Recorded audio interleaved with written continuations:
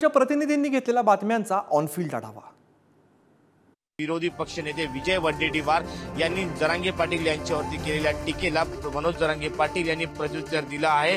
विरोधी पक्षनेता हा कुठला एका समाजाचा नसतो, तो सर्व समाजाचा असतो, अशा पद्धतीची प्रतिक्रिया मनोज जरांगे पाटील यांनी दिली आहे। तर भुजबळांना देखील प्रत्युत्तर देत त्यांनी हा नासका कांदा यांना खाऊ घाला अशा पद्धतीची खोचक प्रतिक्रिया मनोज जरांगे पाटील यांनी दिलेली आहे। आणि एक शंका देखील त्यांनी व्यक्त केली आहे, उद्यापासून मराठा समाज महाराष्ट्रभर आंदोलन करणार आहे, रस्ते रोके करणार आहे। मात्र हा आंदोलन करताना मराठा समाजाने सावधानगी बाळगली पाहिजे। आंदोलनाच्या चारही बाजूने व्हिडिओ चित्रीकरण केलं पाहिजे, जेणेकरून बाहेरचा कोणीही व्यक्ती या आंदोलनामध्ये घुसून या आंदोलनाला गालबोट लावणार नाही। मनोज जरांगे पाटील यांनी मराठा आरक्षणावर जो लढा उभारला आहे, या लढ्यामध्ये बीड मधील गंगाधर काळकुटे पाटील यांनी सुरुवातीपासून त्यांच्या लढ्यात सक्रिय सहभाग घेतलेला आहे। मुंबईमधील दौरा असेल किंवा राज्यभरातील कुठलाही दौरा असेल, गंगाधर काळकुटे पाटील हे सातत्याने त्यांच्या सोबत असतात। या दरम्यान आता रात्री मनोज जरांगे पाटील यांना भेटून काळकुटे हे बीडकडे निघाले होते। वडीगोद्री फाट्यावर ते चहा पिण्यासाठी थांबले असता त्यांनी आपली गाडी ज्या ठिकाणी उभा केली होती त्या ठिकाणी दुचाकीवरून आलेल्या 3 जणांनी त्यांच्या गाडीवर काठ्यांनी हल्ला चढवला। यामध्ये गाडीचे मोठे नुकसान झाले आहे। हा हल्ला म्हणजे आता मनोज जरांगे पाटील यांचे आंदोलन चिरडण्याचा आणि आम्हाला या आंदोलनापासून विचलित करण्याचा प्रयत्न असल्याचा आरोप गंगाधर काळकुटे पाटील यांनी केला आहे। या हल्ल्या प्रकरणात गोंदी पोलीस ठाण्यात आता गुन्हा देखील नोंदवण्यात आला असून पोलीस अधिक तपास करत आहेत। अशा प्रकारच्या भ्याड हल्ल्यांना आम्ही भीक घालणार नाही, आमचा लढा आम्ही कायम सुरूच ठेवू, असा देखील पवित्रा आता गंगाधर काळकुटे पाटील यांनी घेतला असून आता या घटनेच्या तपासात काय समोर येते, हे हल्लेखोर कोण होते आणि त्यांचा उद्देश काय होता, हे पोलीस तपासात समोर येऊ शकणार आहे। निवडणूक आयोगाने शरद पवार गटाला नवं पक्षचिन्ह दिलेलं आहे आणि या आधी नाव दिलं, त्यानंतर हे पक्षचिन्ह दिलं आणि या तुतारी फुंकणाऱ्या माणसाच्या चिन्हानंतर आता संपूर्ण चिन्हाचं लॉन्चिंग करण्यासाठी उद्या रायगडमध्ये महत्त्वाचा कार्यक्रम पार पडतोय। रायगडावरती सकाळी 10:10 या पक्षचिन्हाचं एक लॉन्चिंगचा अधिकृत कार्यक्रम पार पडणार आहे। स्वतः शरद पवार या कार्यक्रमाला उपस्थित असतील आणि लोकसभा निवडणुकांसाठीचं रणशिंग आता रायगडावरून फुंकलं जाणार आहे। कारण तुतारी या चिन्हासंदर्भात लोक हे संपूर्ण चिन्ह निवडणुका आधी लोकांपर्यंत पोहोचवण्यासाठी शरद पवारांनी पूर्णवेळ कार्यक्रम हाती घेतलेला आहे आणि त्याचाच श्रीगणेशा करण्यासाठी रायगडवरती शरद पवारांचे असलेले सगळे खंदे समर्थक, त्यांचे नेते आणि वेगवेगळे पदाधिकारी हे राज्यभरातून उद्या सकाळी रायगडावरती पोहोचणार आहेत आणि याच ठिकाणी कार्यक्रमाचं लॉन्चिंग झाल्यानंतर शरद पवार भाषण करतील आणि भाषणानंतर राज्यभरात पवारांचे दौरे आखण्यात येणार आहेत। पुणे शहरात आज महाराष्ट्र नवनिर्माण सेनेची विद्यार्थी सेना ही आक्रमक झाल्याचं चित्र पाहायला मिळालं। पुण्यातील JW मॅरियट हॉटेल ते पुणे विद्यापीठ असा धडक मोर्चा महाराष्ट्र नवनिर्माण सेनेने काढल्याचं पाहायला मिळालं। अमित ठाकरेंच्या नेतृत्वात हा मोर्चा पुणे विद्यापीठावर धडकला। यावेळी अमित ठाकरेंची आई शर्मिला ठाकरेही त्यांच्या समवेत उपस्थित होती। अनेक नेते खरं तर या मोर्चामध्ये सहभागी झाले होते। गेल्या काही दिवसांपासून पुणे लोकसभेची जागा कोण लढणार हा खरं तर प्रश्न उपस्थित केला जात होता। यावरती महाराष्ट्र नवनिर्माण सेनेचे नेते अमित ठाकरे यांनी आता उत्तर दिल्याचंही पाहायला मिळालंय। जर राज ठाकरेंनी आदेश दिला तर मी पुणे लोकसभेची जागा नक्कीच लढेल, असं अमित ठाकरेंनी सांगितलंय। मात्र पुणे विद्यापीठाच्या या विविध प्रश्नांवरती आजचा महाराष्ट्र नवनिर्माण सेनेनं काढलेला मोर्चा हे प्रश्न केव्हा सुटतात हेही पाहणं महत्त्वाचं ठरणार आहे।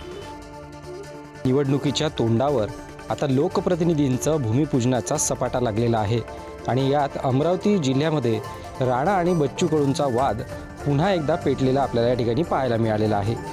राणा दाम्पत्याच्या युवा स्वाभिमान पक्षाकडून चांदूर बाजार येथे म्हणजेच अचलपूर विधानसभा ज्या मतदारसंघाचे आमदार बच्चू कडू आहेत, त्या मतदारसंघात चांदूर बाजार येथे हळदी कुंकूचा कार्यक्रम जो आहे तो ठेवलेला होता आणि या कार्यक्रमात संबोधित करताना रवी राणा यांनी बच्चू कडूवर अप्रत्यक्षपणे टीका केली आहे।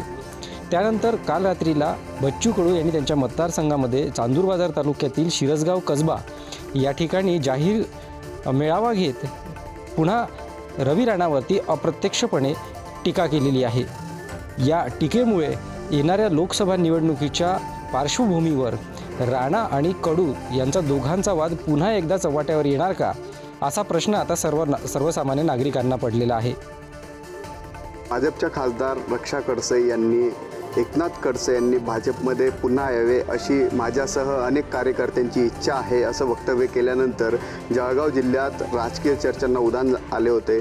मात्र रक्षा खडसे आणि अनेक कार्यकर्त्यांची मी भाजपमध्ये यावं अशी इच्छा असली तरी सद्यस्थिती बघितली असता मी भाजपमध्ये जाण्यास बिलकुल इच्छुक नाही आहे आणि अशा चर्चा ही शक्यता देखील नसल्याचं वक्तव्य एकनाथ खडसे यांनी केलेलं आहे। जर मी अनेक वर्ष भाजपसोबत काम केलेलं आहे, मात्र काही कारणास्तव मी भाजप सोडून आता राष्ट्रवादी काँग्रेस शरदचंद्र पवार यांच्या पक्षात सध्या काम करत असून शरदचंद्र पवार यांचंच नेतृत्व मला मान्य आहे, तेच आमचे नेते आहेत आणि मी भविष्यात देखील त्यांच्याच सोबत काम करणार असल्याचं सांगत एकनाथ खडसे यांनी भाजपमध्ये जाणार असल्याच्या ज्या चर्चा सुरू होत्या त्या चर्चांना पूर्णविराम लावला आहे। तसंच भविष्यात मी लोकसभा निवडणूक लढण्याच्या सुद्धा तयारीत असून पक्षाने जर आदेश दिला तर मी रावेर लोकसभा मतदारसंघाची जागा ही राष्ट्रवादी काँग्रेस पक्षाकडून लढणार आहे। मुंबईतील प्राथमिक, माध्यमिक, उच्च माध्यमिक, कनिष्ठ माध्यमातील ज्या शाळांमधील शिक्षक, शिक्षकेतर कर्मचारी आहेत त्यांना BLO या ड्युटीतून वगळून अन्य कर्मचाऱ्यांना या कामासाठी लावण्यात यावे अशी मागणी केली होती आणि तसे आदेश देखील निवडणूक आयोगाच्या आयुक्तांनी काढले होते। 22 फेब्रुवारीला याचे परिपत्रक देखील जारी करण्यात आलेले आहे आणि तसे आदेश काढल्यामुळे इतर ज्या शाळा आहेत या शाळेमध्ये जे शिक्षक शिकवतात किंवा इतर जे 10वी 12वीच्या परीक्षा, लेखी, तोंडी, इतर जी शाळेतील कामे आहेत, अभ्यासक्रम आहे, यामध्ये अडथळा येऊ नये यासाठी या कर्मचाऱ्यांना वगळण्यात यावा आणि अन्य कर्मचारी या कामासाठी लावण्यात यावे असे आदेश काढण्यात आलेले होते आणि आता निवडणूक आयोगाने तसं परिपत्रक काढून आदेश देखील दिलेले आहेत। त्यामुळे हे शिक्षक, शिक्षकेतर कर्मचारी आहेत त्यांना वगळण्यात आलेले आहे आणि अन्य कर्मचारी यासाठी कामासाठी लावण्यात येणार आहेत। मनसे अध्यक्ष राज ठाकरे हे 2 दिवस कल्याण डोंबिवलीच्या दौऱ्यावरती आहे। आज ते कल्याणमध्ये असतील तर उद्या ते डोंबिवलीत असतील। भिवंडी लोकमतदारसंघाच्या जी बैठक आहे पदाधिकाऱ्यांची ती कल्याणमध्ये होणार आहे, तर डोंबिवलीमध्ये कल्याण लोकसभेमधील पदाधिकाऱ्यांची बैठक राज ठाकरे घेणार आहेत। आपण जर बघितलं तर याच पार्श्वभूमीवर कल्याण डोंबिवली दोन्ही ठिकाणी मोठ्या प्रमाणात बॅनरबाजी करण्यात आली आहे। तर डोंबिवलीत 20 फुटाचे कटआउट मनसे अध्यक्ष राज ठाकरे यांचे लावण्यात आलेले आहे आणि हेच कटआउट पाहण्यासाठी नागरिकांची गर्दी होऊ लागली आहे। रत्नागिरी सिंधुदुर्ग लोकसभा मतदारसंघासाठी शिंदेची शिवसेना आणि भारतीय जनता पक्ष यांच्यात रस्सीखेच सुरू असल्याचे पाहायला मिळत आहे। या मतदारसंघासाठी केंद्रीय मंत्री नारायण राणे यांचं नाव सुद्धा घेतलं जाते। त्याचबरोबर उदय सामंत यांचे बंधू किरण सामंत यांचं सुद्धा नाव चर्चेत आहे। याबरोबरच प्रमोद जठार यांचंही नाव या चर्चेत आहे। प्रमोद जठार यांनी आज एकूणच पुढारीशी बोलताना असं सांगितलंय की जरी आपण नारायण राणे यांचं नाव हे अग्रक्रमाने घेतलं असेल तरी मी सुद्धा या मतदारसंघासाठी इच्छुक आहे, मात्र आपला हट्ट नाही। जर माझं नाव घेतलं गेलं तर मी या मतदारसंघासाठी निश्चितच इच्छुक आहे आणि आपण या मतदारसंघातून निवडणूक लढवू। मात्र कोणालाही उमेदवारी मिळाली तरी महायुतीचाच उमेदवार विजयी होईल अशा पद्धतीचा दावा त्यांनी केला आहे। गेली जवळजवळ 10 वर्ष या मतदारसंघाचे खासदार विनायक राऊत आहेत, ते पूर्णपणे या मतदारसंघात अपयशी ठरलेले आहेत। त्यांनी सर्व प्रकल्पांना विरोध करण्यापलीकडे कोणतंही काम केलेलं नाही।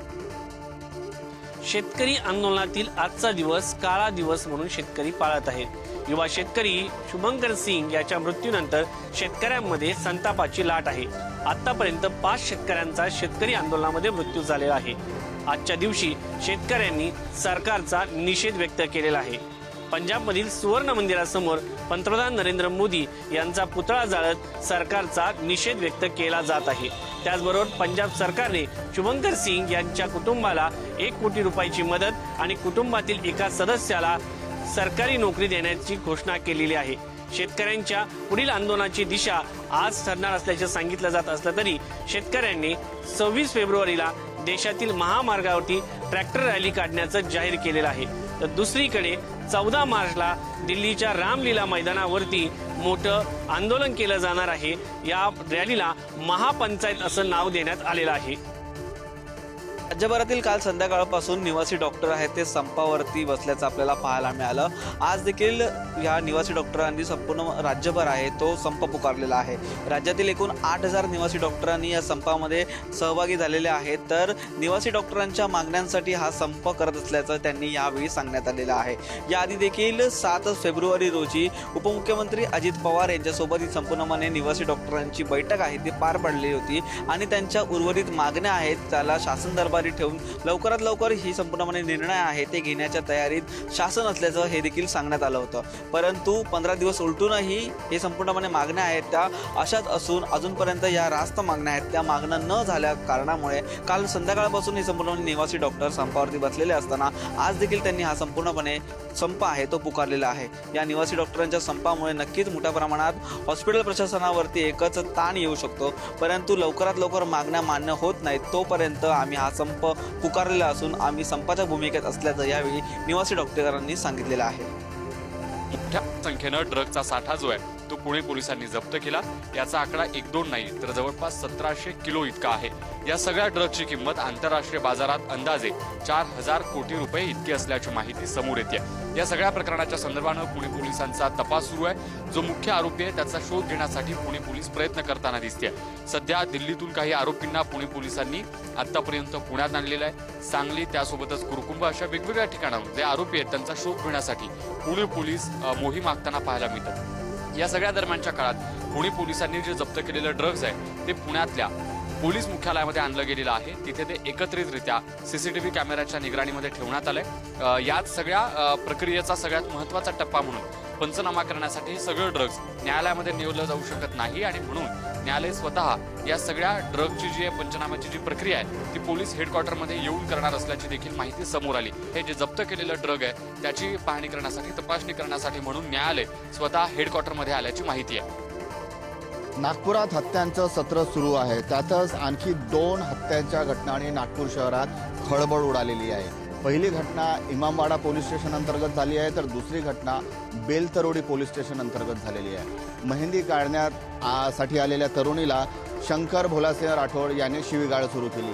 त्यामध्ये महिलेला शिवीगाळ का करतो असं म्हणत शंकर यांना महेश बावणे यांनी रोखलं. त्यानंतर झालेल्या वादात शंकर राठोड आणि त्याच्या मुलाने महेश बावणे याच्या छातीवर चाकूने वार केले आणि त्यातच त्याचा दुर्दैवी मृत्यू झाला. तर दुसरी घटना बेलतरोडी पोलीस स्टेशन अंतर्गत झाली.